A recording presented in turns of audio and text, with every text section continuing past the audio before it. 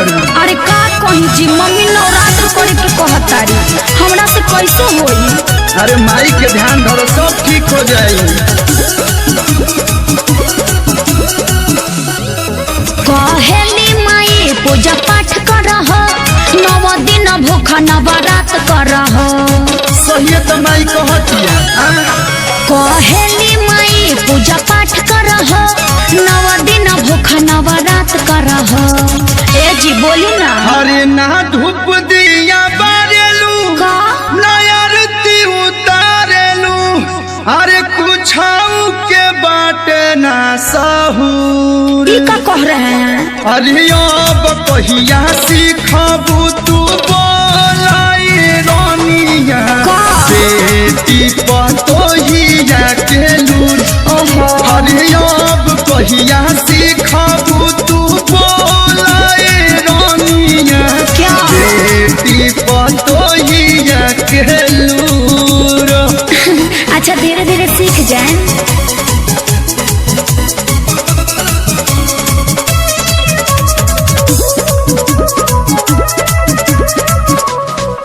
कैसे पिया बजमती चौका पुराई, नैहर में कुछ सिखैली न माई। बस मोबाइले चलावत रहू। हाँ, कैसे गैया के गोबर से आंगन लिपाई, कहाँ या सोया या सोनिया लगाई। बोली ना माई संगे कुल्ही कर हो, मन में धीरज तनी धरा हो।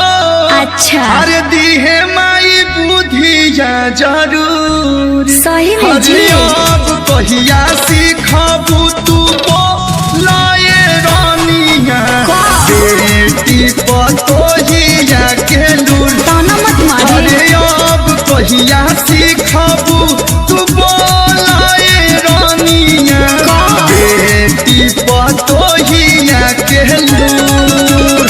बोला सीखिए न जाए।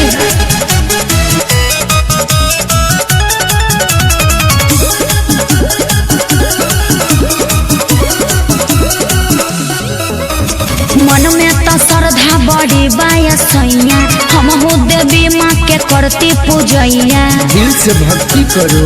ओके कब खुश हमरा पे होई है हो मैया, झुलुआ झुलैती हम निमिया के छैया। कलू बच्चन के नाम हसवैबू हो, ऐसे काहे? जब तू डूबैबू हो।